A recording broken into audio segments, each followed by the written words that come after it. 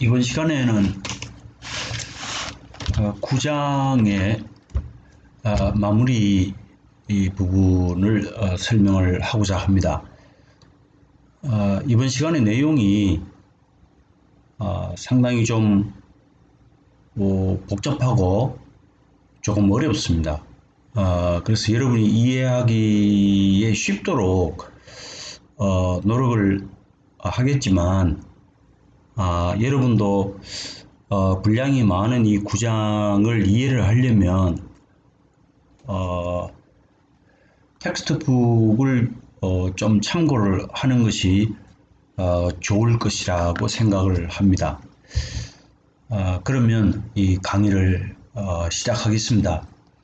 우선 9-6의 부유성장 처리 공정의 모델링이 있지만 이것의 키포인트는 미생물의 물질 수지, 그러니까 미생물이 유기물질을 이용하여 유기물질을 분해하고 또 미생물이 성장을 하고 또 죽기도 하고 막 그런 과정을 우리는 미생물의 물질 수지라 그러고, 그 다음에 이 유기물질이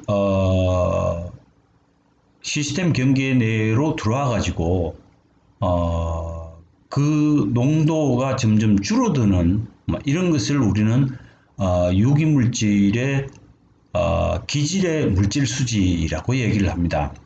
그래서 크게 대별을 하면 미생물이 포기존 내에서 유기물질을 가지고 유기물질의 농도를 낮춰주면 그 다음에 이제 이 무게가 무거워진 미생물이 침전조에서 침전을 하면서 그 침전된 미생물을 바깥으로 내보내기보다 다시 폭기조로 보내서 유입되는 유기물질을 제거하는 데 활용을 하게 됩니다. 그럼 결론적으로 얘기를 하면 미생물의 물질 수지하고 기질의 물질 수지를 이해를 해야 된다고 생각을 합니다. 그러면 지난 시간에 이 강의한 내용을 살펴보면 시스템 경계라는 것이 뭐냐면 폭기조라는 겁니다. 그 폭기조 내에서 어떤 정해진 볼륨이 있습니다. 그 V라고 얘기를 하죠. 이 폭기조 내부에서 그 반응이 일어납니다. 일반적으로 화공에서 얘기하는 그 반응조 내에서 농도가 유입되는 농도를 가지고 다른 물질로 만들어내는 거하고 현상이 같다고 보면 됩니다. 자, 그럼 다시 미생물 물질 수지로 가서 설명을 하면 시스템 경계라는 것은 뭐냐면 바운더리 컨디션입니다. 어떤 바운더리 컨디션이냐면 폭기조를 중심으로 미생물이 얼마나 자라는지 또는 그 다음에 필요 없는 것을 어떻게 버리는 건지 여기에 대한 물질 수지입니다. 그럼 즉 시스템 경계 내에서 폭기조 내에서 미생물이 축적이 되는 것은 시스템 경계, 그러니까 바깥으로부터 폭기조로 들어오는 미생물이 있는데 그 미생물이 점점 자라서 어떻게 기질을 소비하면서 미생물이 점점 자라게 됩니다.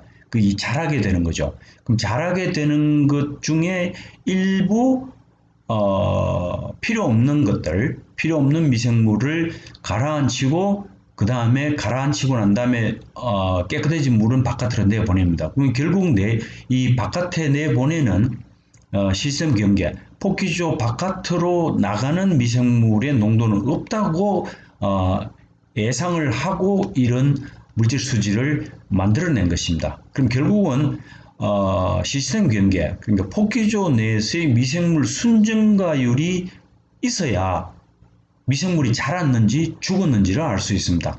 그것을 우리는 RG 값이라 그럽니다. 이게 뭐냐면 growth rate입니다. microbial growth rate라 그래서 미생물이 증가하는 율을 나타냅니다. 자, 그럼 이게 간단히 정리하면 이 폭기조가 하나 있습니다. 그 폭기조를 시스템이라 그럽니다. 그죠? 폭기조 내에 미생물이 축적이 되는 것은 들어오는 것에서 나가는 걸 빼고 그 다음에 포기조 내에서 순성장하는 그 양을 가지고 우리는 정리가 된 물질수지라고 그럽니다. 자, 그러면 이제 기호로 표시를 하게 되면 반드시 뭐가 들어가야 되냐면 가장 중요한 것이 미생물 양이 들어가야 되고 그 다음에 한정된 폭기조의 볼륨이 있어야 됩니다. 볼륨이 있어야 되고 그 다음에 그 속에서 미생물이 유기물질을 없애고 난 다음에 버리는 양하고 그 다음에 축적이 되는 점점 자라게 되는 이 순증가율에 대한 것을 수식으로 표현하면 이렇게 되어 있습니다. 자, 이것을 시간에 따른 미생물의 미분, 시간에 따른 미생물이 성장하는 양 dx over dt에 어디에서 폭기조 내에서 그럼 그 한정된 폭기조 내에서 그 시간에 따른 미생물의 증가율을 나타내는 겁니다. 그럼 결국은 들어오는 것 빼기 나가는 것 더하기 폭기조 내에서의 미생물이 성장하는 성장률로 표현을 합니다. 자, 그래서 dx over dt의 v를 곱하고 그러면 q는 뭐냐면 유입유량입니다. 그 다음에 미생물이 들어오는 미생물의 양이 있겠죠. 그 초기 총유입 미생물 양은 qx0라고 표현을 합니다. 그러면 그럼 내보내는 게 있겠죠. 그럼 내보내는 것은 어떻게 표현하냐면 나중에 이제 이 표를 보면 이 그림을 보면 알 수가 있는데 유입유량에다가 이 버리는 양을 뺀 값에다가 여기에 이 최종적으로 폭기조에서 침전조로 보내고 난 다음에 가라앉히고 난 다음에 그 물에 포함되어 있는 미생물 결국은 유출 미생물의 양 X이 그 값을 가지고 우리는 총 유출 미생물의 양이라고 합니다. 그러면 폭기조에서 침전조로 가서 침전조에서 버리거나 또는 리턴 슬러지거나 어쨌든 그 시스템 내에서 경계 바깥으로 나가는 겁니다. 이런 걸 우리는 버리는 미생물, 웨이스트라고 합니다. 그런 반면에 폭기조 내에서의 미생물이 점점 자라는 것은 한정된 볼륨 내에서 미생물이 순증가율인 RG 값을 곱하면 우리는 이 전체 내에서의 시스템 내에서의 미생물의 물질 수지를 우리가 구할 수 있습니다. 자, 그 노테이션을 보면 dx over dt는 반응조에서 결국은 폭기조에서 미생물 농도의 변화율 그럼 어떤 볼륨에서 한정된 시간에 따른 VSS에 증가하는 것. 그러면 V는 반응조, 폭기조의 용적이고 Q는 뭐냐면 유입유량입니다. 하수입니다. X0하고 Xe는 뭐냐면 X0는 유입수 내에서의 미생물 농도이고 그 다음에 QW는 웨이스트입니다. 그럼 폐슬러지의 유량이고 그 다음에 XE는 유출수 내에서의 미생물 농도이고 XR은 침전지로부터 폭기조로 반송되는 미생물의 농도를 우리는 XR입니다. 결국은 XR이나 X웨이스트나 농도는 동일하게 됩니다. 왜냐하면 같은 이 침전조에서 내려오는 거기 때문에 XR이나 XW는 동일한 이 수치를 갖게 됩니다. RG 값은 뭐냐면 순미생물 생산율을 우리는 RG 값이라고 합니다. 좀 복잡하게 설명이 됐는지 모르지만 어쨌든 폭기조 하나에 하수로부터 들어오는 미생물이 들어가서 폭기조에서 성장하는 그 요인은 기질을 소비하면서 미생물이 성장하는 겁니다. 그 성장하는 그 과정에서 미생물이 일부 죽기도 하겠죠. 그러니까 여기에 순증가율이라고 합니다. 미생물의 순증가율. 자, 이 일반적인 설명을 잘 이해를 하고 다음 장으로 넘어가겠습니다. 부유성장 처리 공정의 모델링에서 자, 그러면 이것을 어떻게 수치화할 것이냐에 대해서 이제 설명을 하게 되면 일반적으로 정상 상태라고 하는 것은 steady state라는 겁니다. 그럼 시간에 따른 농도나 또는 미생물의 양이나 이런 것들이 변화가 없다라고 가정을 했을 때 그죠? 아주 미분을 했을 때 변화가 없다라고 가정하죠. 이런 것을 우리는 정상 운전 상태 dx over dt를 0이라고 가정을 하고, 그 다음에 이 9의 32는 이제 간단하게 표현합니다. 이 값이 0이라고 표현을 하면 이것을 다시 rg는 마이너스 y의 rsu 마이너스 kdx를 여기에다 적용을 하면 이 값을 이거로 대체를 하게 되면 이 앞의 식은 어떻게 표현되면 이렇게 됩니다. q-qw의 xe 이거는 최종적으로 배출수에 함유되어 있는 미생물의 양 xe, 그 다음에 이거는 waste 버리는 겁니다. qw, xr 이 반성 슬러지의 농도이고, 그 다음에 vx, 그 다음에 rg, 이 rg 값은 뭐라고 했냐면 마이너스 ry의 rsu 마이너스 kdx랍니다. 그럼 이 값을 여기다 넣고 이것을 이 역수를 하게 되면 이 값을 우리는 SRT라고 합니다. 슬러지 리텐션 타임이라고 합니다. 이것을 이제 뒤집어서 표현을 하면 이 분모의 Q-QW의 XE는 뭐냐면 배출수, 그러니까 침전지에서 미생물을 가라앉히고 난 다음에 이 공공수역으로 내보내는 물에 함유되어 있는, 그 말은 그 물이라는 것은 배출수입니다. 배출수 내에 미생물의 양 XE를 우리는 보통 0이라고 표현합니다. 그래서 VX 이것을 역수로 표현했으니까 이 아까 여기 설명에서 뭐라 그러냐면 이 XR이나 XR이 아니고 QW나 그죠? 그 다음에 여기서 반송돼서 가는 양이나 동일하다 그랬습니다. 그래서 XR이나 X-Waste라고 했습니다. 이 XR이나 X-Waste가 동일하다고 봅니다. 자, 그럼 만약에 XE가 0이라고 그러면 이 항이 0이 되겠죠. 0이. 그럼 SRT는 이렇게 되죠. VX가 분자의 또 위에는 분모에는 QW의 XR이 되겠죠. 자, 이것을 이 복잡한 식을 가정을 두 가지를 합니다.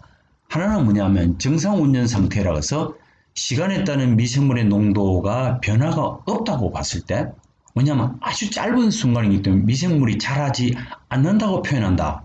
뭐 이런 것을 우리는 정상 운전 상태라고 봅니다. 그럼 이 XE를 0으로 본다는 겁니다.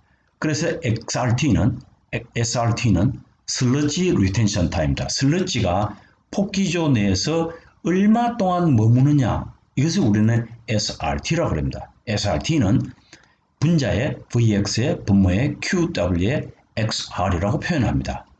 왜냐하면 XE가 0이라고 가정합니다. 왜냐하면 폭기조에서 침전자로 보내가지고 완전히 가라앉힌 다음에 맑은 물을 공공수역으로 내보낸다고 하기 때문에 그 맑은 물 속에는 미생물이 하나도 없다고, 존재하지 않는다고 가정하기 때문에 XE는 0이라고 가정을 합니다. 그래서 이런 식이 존재를 하게 됩니다. 자, 그러면 아까는 여기에서는 뭐냐면 미생물의 물질 수지를 했고, 지금은 그러면 미생물이 폭기조 내에서 기질을 소비를 하겠죠. 그 기질에 대한 물질 수지를 표현을 하게 되면 이렇게 표현됩니다. 그러면 기질이 점점 들어오죠. 폭기조 내로. 왜냐하면 바깥에서 폭기조 내로 유입수의 유기물질이 들어옵니다. 그럼 언젠가는 만약에 그게 계속 쌓인다고 보면, 소비가 되질 않고 계속 쌓인다고 보면 그것을 우리는 축적이라고 보겠죠. 이 기질이 축적이 되는데 그 축적이라는 것은 유입되는 양에서 유출되는 거 빼고 그 속에서 유기물질이 없어지는 속도의 이 폭기조의 부피 V를 곱하는 것을 우리는 생성이라고 보고, 이건 dx가 아니라 ds입니다. 뭐냐면 기질의 농도의 변화니까 ds over dt의 폭기조의 부피는 q는 뭐냐면 유입수의 이 유량입니다. q값.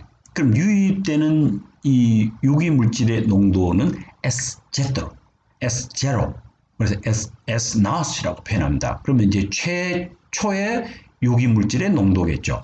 그럼 유출의 농도는 우리가 얼마가 나가는지 알 수 없습니다. 그것은 미생물이 어떻게 처리를 했냐에 따라서 달라지기 때문에 QS라고 그럽니다. 그럼 거기 플러스 RSUV라고 표현합니다. 자, 그럼 S0는 뭐라고 그러냐면 유입수에 포함된 용해성 기질 농도. 그 말은 거기에 존재하는 미생물이 분해할 수 있는 기질의 농도.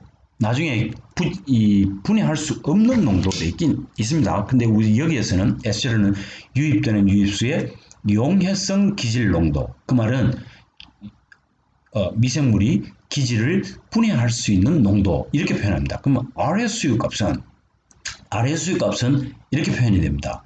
자, 아까 정상 상태를 여기에서도 뭐라 그랬냐면 이 시간에 따른 미생물의 농도에 변화가 없다. 변화가 없다는 것은 시간이 너무 짧아서 변화되는 것을 표현하기가 어렵기 때문에 dx over dt를 0이라고 표현하듯이 여기서도 ds over dt를 우리는 0이라고 표현하자 이거죠. 0이라고 표현을 하면 이 0이라고 표현을 하면 이 식 41식은 다음과 같이 표현이 됩니다. S0 빼기 S는 이걸 Q를 나누면 그죠? 이게 앞으로 가고 이렇게 하면 이 계산을 하면 이렇게 됩니다. V over X에 이 RSU는 뭐라 그러냐면 KXS에 K sub S 플러스 S 이렇게 표현이 됩니다. 자, 폭기조의 부피를 유량으로 나눈 것이 수리학적 체류시간 타우입니다. 자, 이건 나중에 노테이션에 다시 나옵니다만은 이 타우는 수리학적 체류시간은 타우이고 미생물이 머무는 시간을 뭐라 그러냐면 SRT, 슬러지 리텐션 타임, 이거는 하이드롤릭 리텐션 타임 이렇게 합니다. 이 타우는 하이드롤릭 리텐션 타임, 수리학적 체류시간, 이 시간하고 이 시간은 완전히 다른 겁니다. 어쨌든 단위는 타임이 되겠지만 어쨌든 이 기질이 없어지는 속도에 해당되는 미생물에서 없어지는데 미생물이 머무는 시간은 SRT, 슬러지 리텐션 타임이라고 그러고 폭기조 또는 폭기조 내에서의 기질이 없어지는 또 들어오고 나가고 하는 것에서의 물질 수지는 뭐라고 표현하면 타우라고 표현합니다. 자, 그래서 S over KS 플러스 S에 대해서 풀고 42식을 대입하면 이 폭기조에서는 미생물 농도를 구할 수 있습니다. X는 SRT over tau, Y의 S0-S에 1 플러스 KD의 SRT 이렇게 표현합니다. 이 좀 상당히 좀 복잡합니다. 복잡한데 이렇게 된다는 겁니다. 자, 그러면 미생물이 여기 있는 미생물이 들어옵니다. 그죠? 이 폭기조에서 미생물이 들어오는데 이거를 기질을 가지고 들어옵니다. 그럼 기질을 가지고 들어오면 기질을 소비를 하겠죠. 그럼 어떤 볼륨이나 어떤 농도의 미생물이 또는 그 기질이 있는지 모르지만 기질을 소비하려면 산소가 필요합니다. 그래서 이 산소 요구량이라는 게 있습니다. 그럼 이용된 산소라는 것은 미생물이 기질을 이용해서 없애주고 미생물은 점점 자라게 됩니다. 그럼 그랬을 때 제거된 BOD라는 겁니다. 제거된 BCOD라는 것은 뭐냐면 실제로 유입되는 유입수의 BOD 값에다가 전체의 볼륨에서 있던 BOD량이 점점 제거가 되겠죠. 그러면 그것이 미생물이 점점 자라게 되고 폭기조 내에서의 기질의 농도가 낮아지겠죠. 그 낮아진다는 얘기는 배출수의 BOD 값이 낮아질 거고 또는 그 배출수에 포함되어 있는 미생물의 양도 사라지겠죠. 그러면 패슬레지 COD 값을 빼줘야 됩니다. 그러면 이 R0는 Q 값이죠. 그러면 뭐가 제거됐냐면 유입수의 기질의 농도에다가 배출되는 기질의 농도가 총 없어진 값이 되겠죠. 그러면 패슬러지는 뭐냐면 일반적으로 이 X 웨이스트입니다. X 웨이스트를 어떻게 표현하냐면 1.42 곱하기 P의 X라고 표현합니다. 이 봐요. px, 그러니까 슬러지의 양을 우리는 px라고 1.42를 곱합니다. 이 지수는 나중에 또 나올 테니까 그때 설명하기로 하고, 그럼 R0는 뭐냐면 산소의 요구량입니다. 얼마를 넣어줘야 우리가 넣어준 이 기질의 농도가 S로 바뀔 것이냐 하는 것에 대한 산소의 요구량입니다. 그럼 결국은 이것이 하루에 킬로그램으로 표현됩니다. 그 R0는. 그럼 이 px라는 것이 뭐냐면 매일 폐기되는 미생물의 양을 px라고 합니다. px. 그래서 이 표현을 우리는 VSS라고 합니다. 하루에 얼마의 VSS가 이 경계 내에서 사라지느냐, 이런 것을 우리는 px라고 표현합니다. 봐요. 자, 그러면 미생물이 있었습니다. 폭기 전에 이런 이 볼륨 안에 미생물이 있었는데 그 미생물이 뭘 받았냐면 먹이를 받았습니다. 그걸 우리는 기질이라고 그랬습니다. 그 기질이 없어지는 겁니다. 그죠? 그럼 누가 없앴냐면 미생물이 없앴습니다. 미생물이 없앴으니까 한정된 공간 내에서 폭기죠. 부피에서 어떤 농도의 미생물이 있었습니다. 그러면 폭기조 내로 들어오는 유입수의 볼륨이 있겠죠. 시간당 들어오는 기질의 농도를 합한 값, 총값. 그러면 토탈 기질, 그러면 전체 기질의 농도가 나오겠죠. 그러면 밑에는 뭐냐면 한정된 공간, 폭기조 내에서 존재하는 미생물의 농도, 이걸 곱한 값을 나누면 우리는 이것을 FMB라고 합니다. 그러면 이것이 우리말로 하면 미생물에 대한 먹이의 비율, 미생물에 대한 먹이의 비율, 이것을 FMB라고 합니다. Food Microbial Microorganisms 이랍니다. Food Microorganisms, FMB라고 합니다. 자, 먹이 미생물 B라고 합니다. FMB는 S0 over 타우의 X입니다. 왜? 이게 Q를 V로 나누면 Q에 뭐가 들어있냐면 V over time입니다. Q over V는 결국 남는 게 타임이 남습니다. 그러니까 이 타임이 남으니까 이 분모의 타임에 대한 이 체류 시간, 이 타우를 여기다가 놓으면 이 값이 FMB입니다. 자, FMB라는 것은 푸드가 들어온 거죠. 그럼 M은 어떻게 표현되냐면 이 X로 표현이 됩니다. 그래서 FMB는 물론 여러 가지 표현이 나옵니다만 FMB는 S0 over 타우 X라고 표현합니다. FMB는 먹이 미생물의 B를 우리는 FMB라고 합니다. 자, Q는 유입 하수량이고 S0는 유입수 BOD 또는 COD, 어떤 RB, Readily Biodegradable COD 이렇게 표현합니다. 그러니까 용해성 BOD 값. 그래서 V는 폭기조 용적이고 X는 폭기조 내의 MLSS의 농도이고 타우는 폭기조 내에서 수리학적 체류 시간입니다. 물이 들어왔다가 나가는 데 필요한 체류 시간을 나타냅니다.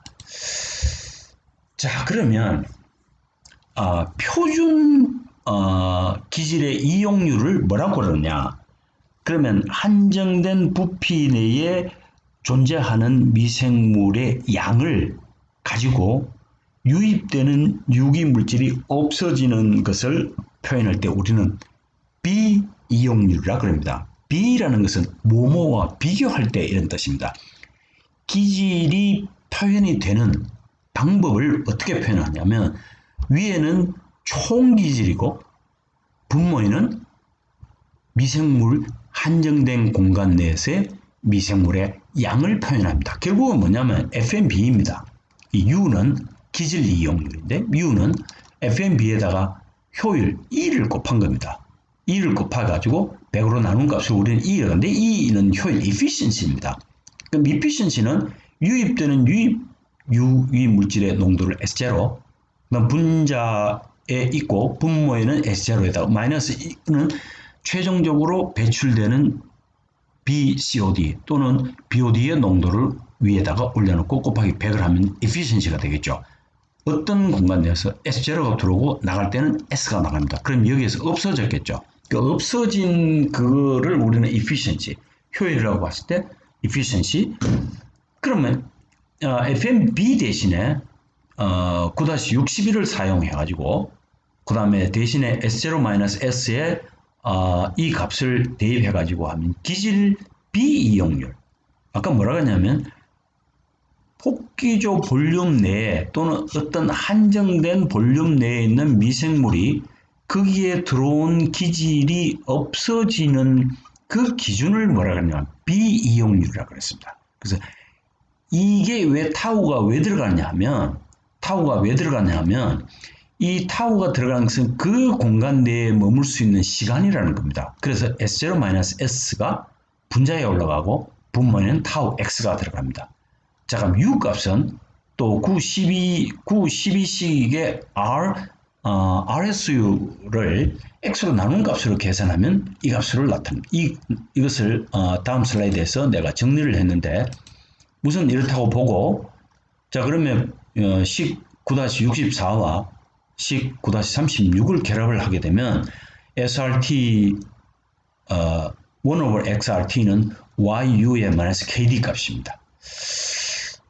자, 그래서 이번 시간이 9장에서 또는 부유성량 공정에서 굉장히 중요하고 물질 수지 또는 기질 소비율 뭐 이런 것들을 나타내기 때문에 조금 복잡한 느낌을 받을 수 있습니다. 그래서 성장 동력학을 정리를 하게 되면 RSU 값은 KXS의 KS 플러스 S 값이고 그 다음에 이 그로스 레이트, 마이크로비얼 그로스 레이트인 RG 값은 마이너스 Y의 RSU 마이너스 KD의 X. 그럼 왜 이런 값이 나오냐 하면 기질을 없애는 율이라는 것은 누가 하느냐면 미생물이 하고 있습니다. 그럼 거기에 계속 미생물이 쌓이면 안 되겠죠. 하다 보면은 미생물도 지치게 되면 죽게 됩니다. 그 죽게 되는 만큼을 빼줘야 됩니다. 그럼 실질적인 그로스 레이트는 성장하는 것에서 죽는 율을 빼기 때문에 Y는 성장하는 겁니다. Y 곱하기 RSU 마이너스 KDX 그러니까 이 한정된 공간 내에서의 미생물 단위 양을 곱하게 되면 이 죽는 양이 나옵니다. 그럼 실질적인 순성장률 RG 값은 이렇게 표현됩니다. 그럼 1 over XRT는 아까 표현한 대로 9-36은 Y의 RSU의 X-KD로 표현을 합니다. 자, 그러면 기질 이용률이라는 것은 U 값입니다. U는 마이너스 RSU의 나누기 X를 합니다.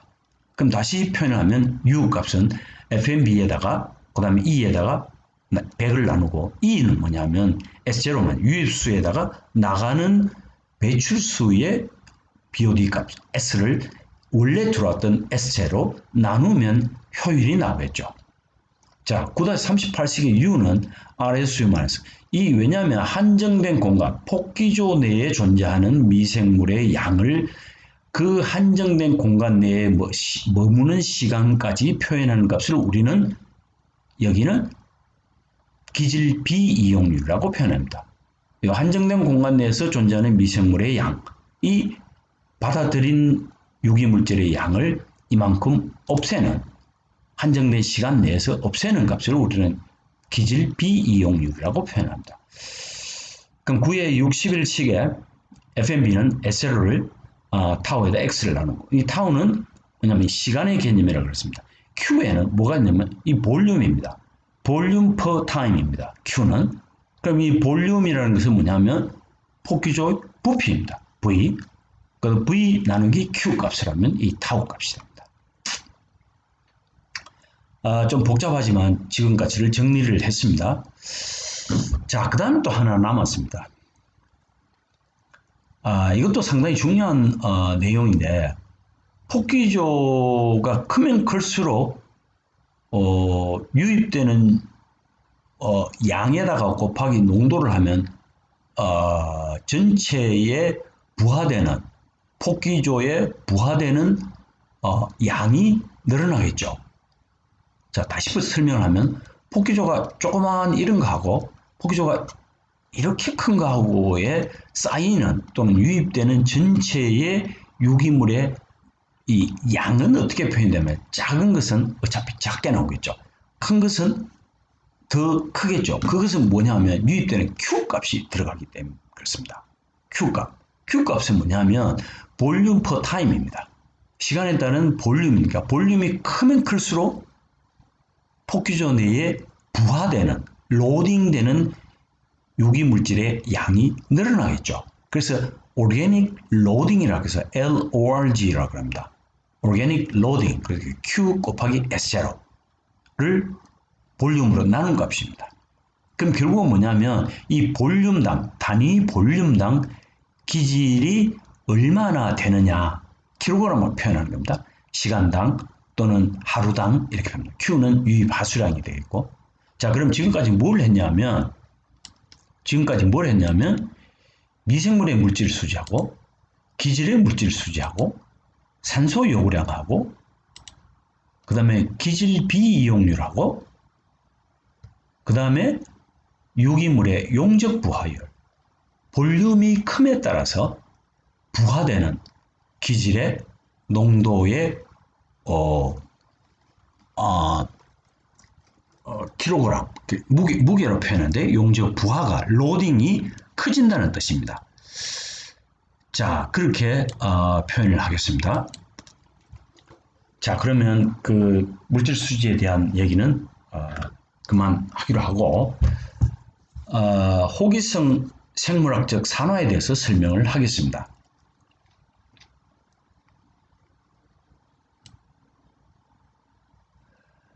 호기성, 그러니까 에어레이션이 있어야 됩니다. 에어레이션이라는 것은 산소가 공급되는 겁니다. 자, 박테리아가 우리가 이때까지 노테이션 표현하는 것을 X라고 표현했습니다. 이 미생물이 있기 때문에 유입되는 유기물이 점점 없어지는 겁니다. 이 형태와 동일한 형태가 없어지고 뭐가 생기느냐 하면 최종적인 산물이 CO2, 그 다음에 H2O, 그 다음에 새로운 세포, 뭐 기타 최종 생성물 이렇게 되어 있지만 주로 CONHS라고 표현하는 것이 뭐냐면 단백질이 여기 있다는 겁니다. S는 황으로 된 단백질의 아미노산을 표현하기 위해서 S라고 표현했고, 이 CONH는 아미노산의 기본 구조 COOH, NH2, H 뭐 이런 것을 나타내기 때문에 CONHS라고 표현합니다. 그러면 여기에서 이 다른 영양소 뭐 CL이나 NA나 뭐 철분이나 칼슘이나 이런 것들이 들어가서 새로운 세포가 만들어집니다. 이 새로운 세포의 분자식을 일반식으로 C5H7NO2라고 표현합니다. 자, 그래서 이게 최종적으로 만들어내는 겁니다. 그러면 이것이 폭기조 내에서 계속 돌아다니면서 일을 하지만 지치기도 하고 노쇠화되고 있습니다. 그럼 이것이 나중에 어디로 가서 죽기도 합니다. 그러면 생성되는 이 식은 산화와 합성이 됩니다. 이 새로운 세포이 합성이 되고 그다음 죽게 됩니다. 죽게 되는 것을 우리는 뭐라 그러냐면 내생호흡. 위에서 표현했던 것이 KD에 해당되는 겁니다. 죽는 겁니다. DK, 죽는 것에 해당되는 KD에 해당되는 내생호흡. 그럼 결국은 이 새로운 세포 C5H7NO2가 산소에 의해서 산화에 의해서 분해가 되는 겁니다. 그래서 역시 CO2 플러스 H2O가 되고 암모니아가 바깥으로 나옵니다. 암모니아가 바깥으로 나오고 에너지가 생성이 됩니다.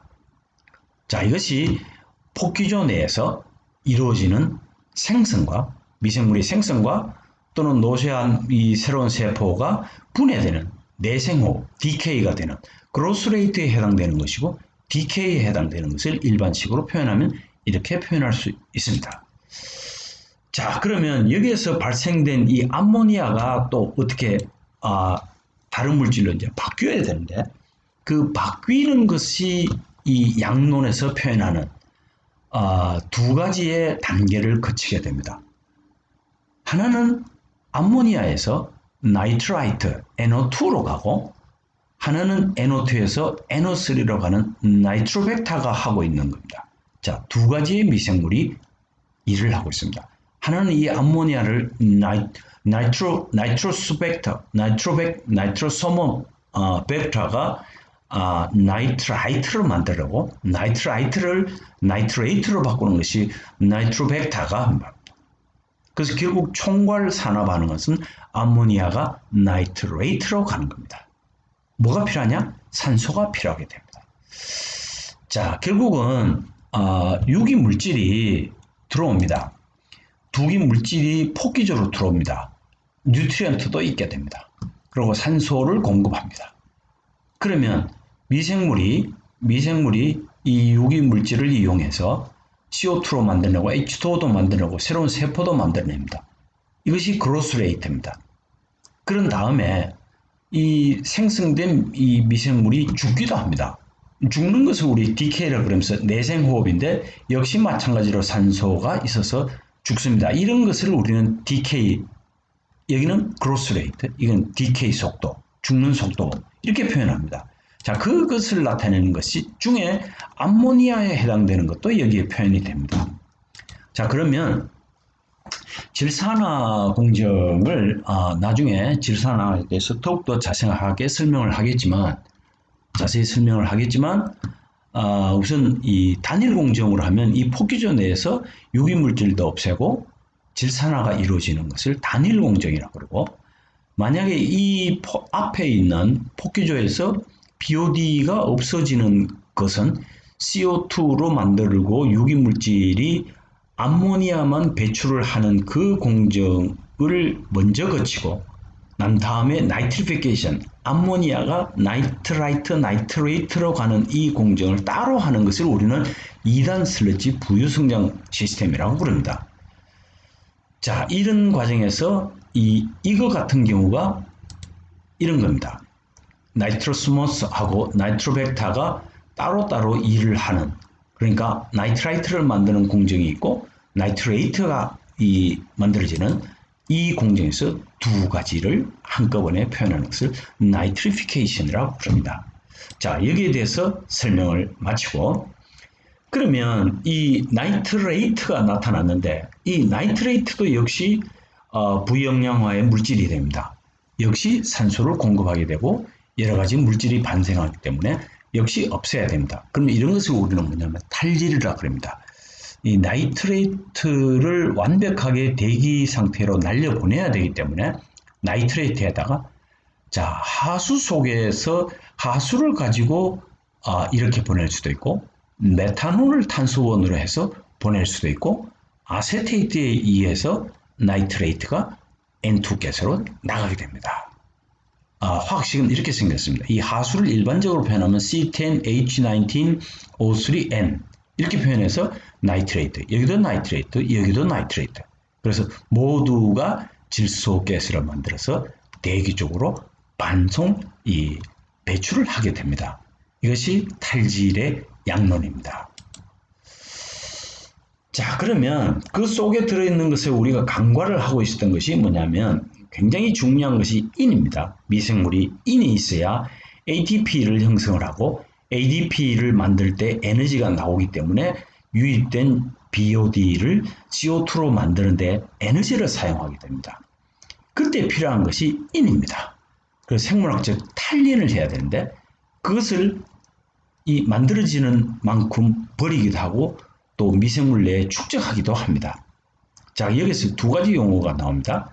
하나는 다중인산염이라고 그러고 하나는 정인산염이라고 합니다. 정인산염은 오르소, 정인산염이라고 해서 오르토파스페이트라고 그러고 다중, 많다 이렇게 됩니다. 폴리파스페이트. 왜냐하면 두 개 이상이죠. P2O5, P3O10. 그 다음에 이 정인산염은 기본식이 H3PO4입니다. H3PO4에 H가 하나 나간 것을 H2PO4 마이너스, 다시 수소가 하나 나가면 HPO4 2가 마이너스, 다시 수소가 나가면 PO4 3 마이너스 이렇게 표현을 합니다. 자, 그럼 이것이 어떻게 인이 없어지느냐 하는 것을 보면, 자, 우선 anaerobic digestion 하면서 이 미생물이 다중인산염을 먹게 됩니다. 다중인산염을 섭취를 해가지고 어디다가 집어넣냐면 PHB라는 데다가 집어넣습니다. 집어넣으면서 다시 여기에서 에어레이션을 하게 되면 이 다중인산염이 어떤 형태로 바깥에 나오냐면 정인산염의 형태로 H3PO4, H2PO4, HPO4, PO4 이렇게 빠져나오게 됩니다.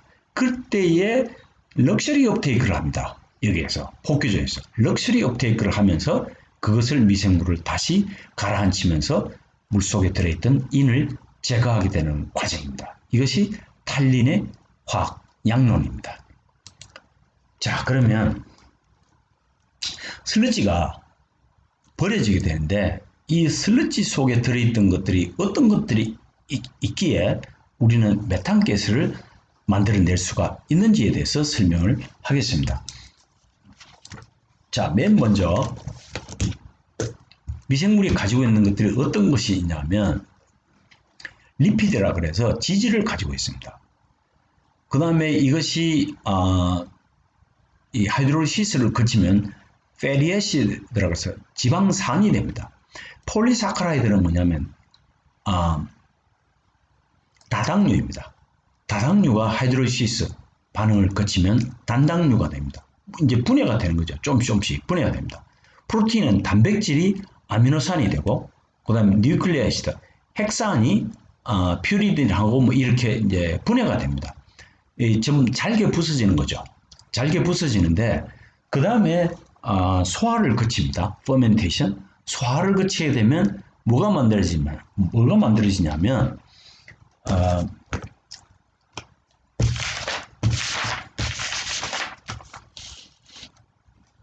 발효를 거쳐서 메탄화가 이루어집니다.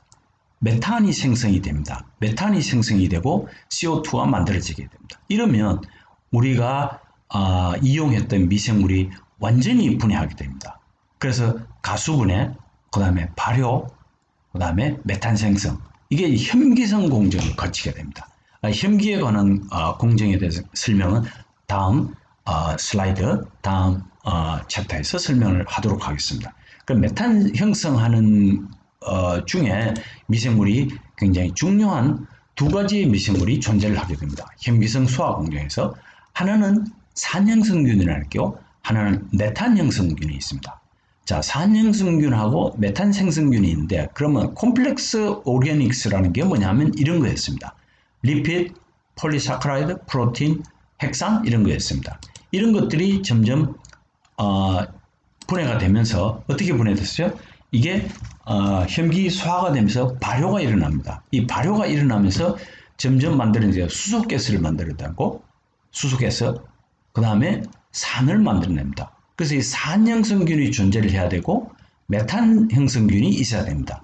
그래야 이 물질이 결국은 메탄가스를 생성하게 됩니다. 자, 그래서 산형성균이 먼저 수소를 바깥으로 내고, 물론 이제 물속에 있겠죠. 수소를 끄집어내고 이 산형성균과 더불어 메탄형성균이 산을 받아서 이 탄소를 여기다 붙입니다. 그러면서 뭘 만드냐면 메탄가스로 만듭니다. 자, 이래서 우리가 미생물을 이용했던 이 모든 과정들이 최종적으로 만들어지는 것이 메탄가스와 이산화탄소가 되겠습니다. 오늘 좀 강의 내용이 좀 복잡하고 내용이 좀 길었습니다. 반복해서 여러분들이 잘 이해를 할 수 있도록 이 다운을 받아서 이용하기 바랍니다. 오늘 수업은 이만큼 마치도록 하겠습니다. 감사합니다.